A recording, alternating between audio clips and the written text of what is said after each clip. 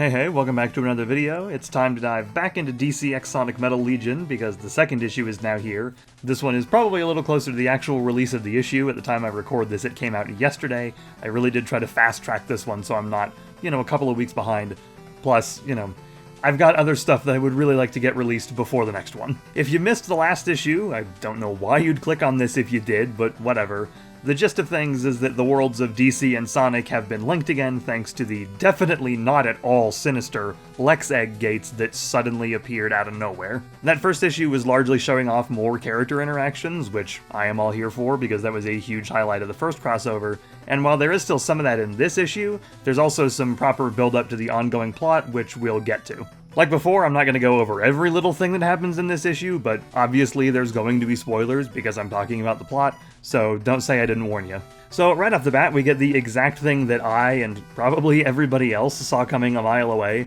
The partnership between Eggman and the Legion of Doom is already becoming strained. Basically every member of the Legion is fed up with Eggman, except for Captain Cold, who digs his style, and even Lex outright admits that they're just using Eggman and that they need to play nice, as it were. And then Lex is immediately greeted with Eggman having renovated the Legion's HQ and made his own version of Lex's iconic armor, which, as you can tell, Lex is absolutely thrilled by. I do wish the more cordial relationship between Eggman and Lex had been more recurring, like Eggman and Dr. Wily's incredible friendship in the first Archie, Sonic, and Mega Man crossover. I like when villains are friends, sue me.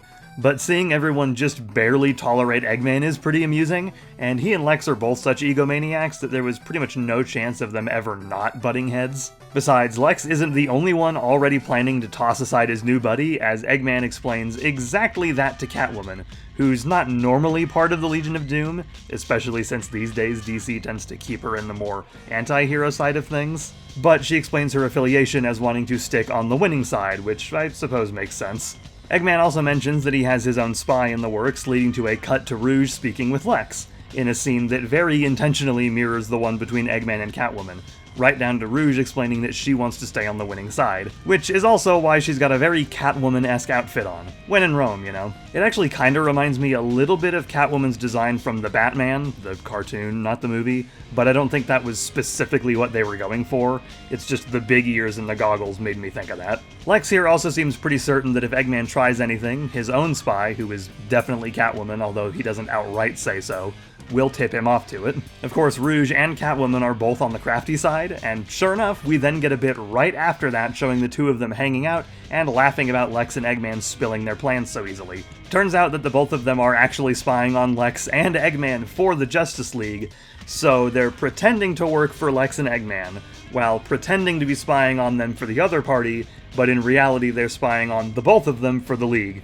Certainly a layered plan, if ever there was one. Now, admittedly, from this point on, there isn't quite as much to go into detail over here as in the last issue, as the remainder of this is little scenes set across the DC and Sonic worlds, showing various members of the Legion of Doom attacking a location, and then a set of characters comes by to stop them. But there are some little details here that I enjoy. Like, Sinestro attacks Soliana, which on its own is something I appreciate as a Sonic 06 enjoyer, but the citizenry also thinks it's the Flames of Disaster, which outside of the Paramount plus Knuckles series, is I think the first time those words have been uttered since Sonic 06. This also continues Soliana's record of showing up very briefly in comics, following a single panel appearance back in issue 92 of Sonic Universe, and only showing up as Dusty Desert in the IDW Sonic 2019 annual, as well as getting name-dropped in issue 64 of the IDW series. One day, we'll get a story to properly take place in Soliana again, mark my words. There's also Black Manta attacking Station Square, flooding the place all over again. I really hope that whole city got flood insurance after Sonic Adventure. There isn't that much worth noting in the responses from the heroes to these situations, aside from it still being cool to see everyone team up, but I do really enjoy Superman and Knuckles going after Eggman. Eggman is properly prepared for Superman, having outfitted his second egg carrier with red sun lamps to depower him, but since those obviously don't affect Knuckles whatsoever, he just smashes them, letting Superman recover, and Eggman immediately hauls ass. Now, this might seem like an example of Eggman's IQ absolutely failing him, because, of course, Knuckles is just gonna destroy the lamps. But as they show the other villains, it becomes pretty clear that this was the plan, leading the heroes into a trap, but feigning retreat by escaping through the various Lex Egg gates. And then the issue comes to an end with the villains back in their lair, but Sonic and friends trapped in null space, where I imagine they'll be spending at least the entirety of the third issue. And if the first crossover is anything to go by, issue 4 will show us what the villains are up to while the heroes are trapped here. Though, now that I think about it, there are still several characters on the DC and Sonic sides who didn't get caught up in the trap, like Blaze and Starfire, for example.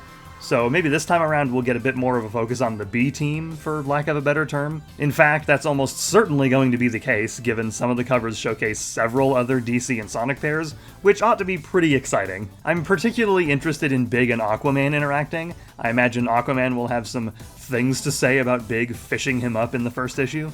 And there's also the very solid chance that the biggest threat to the Legion of Doom is the Legion itself. These guys are very likely to tear themselves apart. Such is the way of villain team-ups. Even though I really had less to say about this issue than the first, I want to make it clear that issue 2 is still good. The Legion of Doom already starting to hit their limit with Eggman is fun, and Catwoman in Rouge has already entered into the realm of interactions I desperately need to see more of. I mentioned in the first issue that I really like Amy and Wonder Woman as friends for some reason, and this is kind of the same vibe. It's obviously really not in the cards for this crossover, but I'd love to see like a couple of side stories of them doing crimes together. No jewels would ever be safe with these two teamed up. Just from the one page we get, I already love their chemistry. They don't have the troubled backstory and trauma that connects them like Shadow and Batman, or a similar situation of being the last of their people like Knuckles and Superman, or close to the last of his people in Superman's case. They just both really like shiny, expensive things, and that's enough to bring them together. I won't lie, there's a part of me that kinda wants to ship it, as odd a ship as that would be, but I'm not gonna fully commit to that, and I like them well enough as best thieving friends forever anyway. I also like that this issue gives us a lot more villain focus, since there really wasn't much of that in the first crossover. Granted, we've got a whole villain group here rather than just Darkseid in the first one, even if he did have his lackeys, but it helps things feel a little bit more balanced, and we get more chances for various interactions, even if I imagine most of them are going to be everyone barely tolerating Eggman, while he and Lex wait for the chance to pull the rug out from under each other. Artwork is the same deal as before, Adam Bryce Thomas on pencils and colors from Matt Herms, and it's once again pretty good. Nothing super dynamic this time around, since there's a lot more dialogue than action here, but it's good work all around. And now that we can see Lex outside of his armor, yeah, he's definitely way closer to his design in Superman the Animated Series, which, like I said before, is all well and good with me. If I do have one art nitpick, it's Cheetah's whole face. By this point, I'm used to Cheetah basically looking like a normal human, so this more feral look is a bit odd to me. Not bad, exactly. I don't mind different takes on character designs, generally, but between that and her really long neck, it sort of makes it look like her head and body are from two different characters. But that's pretty small, and it's not like Cheetah's face is an integral part of the plot or anything. Plus, that more bestial look does end up working when Cheetah is acting more ferocious, like when she threatens to tear out Eggman's throat, good lord, or when she destroys the Abe Lincoln statue at the Lincoln Memorial. I can't believe that's a thing I can say happened in a Sonic comic. Anyway, that complaint that I have is easily offset by small details that I like, such as the very visible anger on Lex's face after Eggman unveils his own Lex armor. Overall, I enjoyed this issue a good bit. Surprising, I know, given I've been very vocal about my adoration of these crossovers thus far. It may not have as many fun interactions as the last issue, or even a lot of the first crossover, but we're getting the plot moving, and the character interactions we do get are fun, most especially Rouge and Catwoman's. It continues the trend of DCX Sonic being a very enjoyable time, and I feel pretty confident the rest of Metal Legion is going to follow that pattern. A bit shorter this time, but there's less overall to discuss, so I think that's going to be it from me. I hope you have a great day, afternoon, evening, whatever time it is for you, and I will see you guys next time.